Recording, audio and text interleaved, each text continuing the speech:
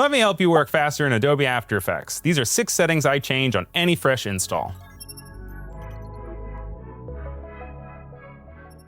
Number 1, start by optimizing your memory usage. If you're not a computer person, don't fret, we won't be getting too technical here. But let's tell After Effects how much of your system resources it's allowed to use. We can find these settings under Edit, Preferences, Memory, and CPU. We're taking a look at RAM. RAM is basically your computer's working memory.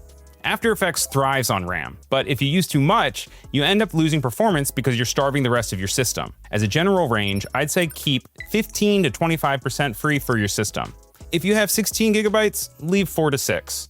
If you have 32 gigabytes, leave 6 to 8 gigabytes. And so on and so on. Go ahead and keep multi-frame rendering on. Your system will automatically calculate the best settings here. It's probably somewhere set between 10 to 20%. If you plan on rendering and walking away from your computer though, you can experiment with decreasing this. But I'd say there's no reason you should really ever go below 5%.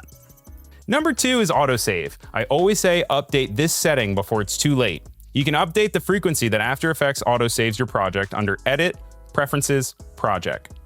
I set mine to save every 5 minutes with a capacity of up to 6 versions. That means I get a 30-minute safety net of backups, and it'll delete the oldest ones as you save new ones.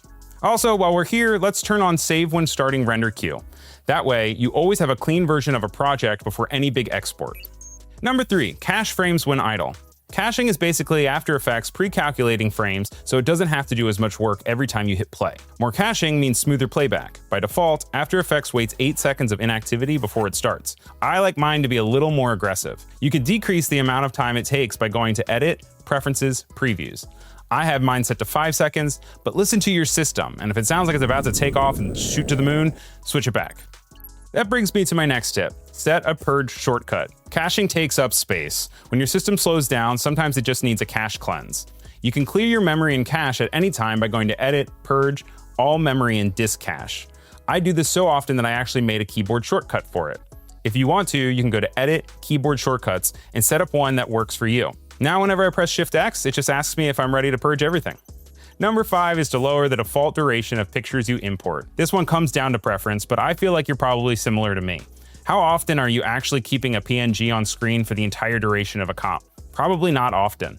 So go to your preferences, import, and under the section labeled still footage, change it to a low duration like 3 seconds. You can always extend or crop as needed, but now when I add a still asset to the project, it's just a little baby source.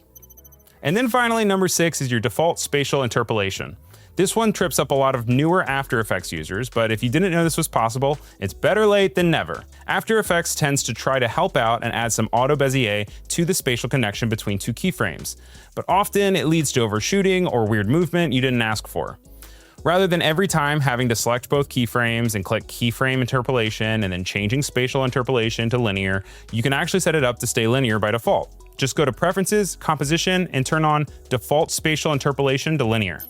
I hope these tips get your After Effects workflow speedy clean. Do you have any I missed? Let me know in the comments. And for more content like this and my weekly designer and creator news show called File New, be sure to subscribe to Adobe Live.